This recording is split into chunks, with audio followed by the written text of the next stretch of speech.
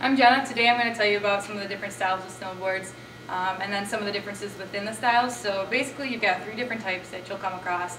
All mountain board, freestyle boards, and free ride boards.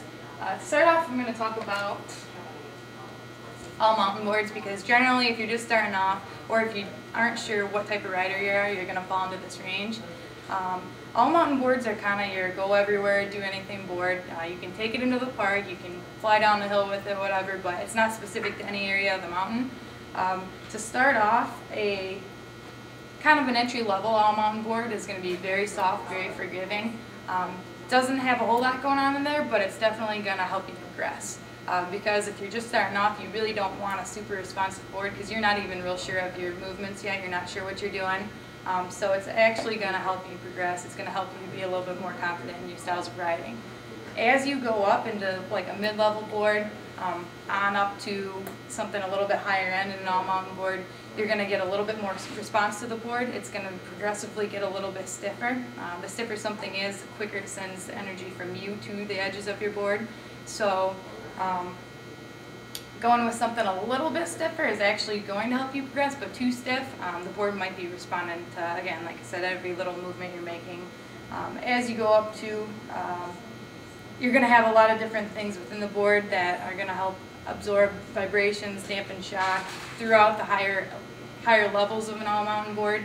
It's just the board's going to be a lot more responsive and a lot stabler at higher speeds. So this is the free ride board. Generally this is going to come kind of after an all-mountain board as to how stiff it is. It's not going to be quite as stiff as, say, an alpine board or race board, but it's going to be a little bit more versatile as to where you can take it. It's going to perform best at higher speeds. It's really going to dampen the vibrations. You're not going to feel a lot of the chatter that you would in something a little bit too soft if you're riding it real fast. It's also going to be best in some of the deeper snow, some of the deeper powder, but it's going to really perform, it'll still perform on all conditions. It's just going to be a little bit more stable. And then it brings us to freestyle boards. As freestyle riding has become more popular, there's a lot of different types of freestyle riding and a lot of different boards to go with it. You can get into something that's a little bit more jib specific or rail specific. You can get a very soft, very springy freestyle board, not to be confused with a soft all mountain board. With a freestyle board, you're going to get a lot more pop, a lot more snap to it, so you can ollie a little bit higher. And from there, I mean, you can get into a little bit, not a stiff board, but a stiffer freestyle board, which is going to allow you to still kind of take it all over the mountain. If you're hitting a lot of kickers and stuff and you still want to be able to ride it a little bit faster, something like that will usually apply a little bit better.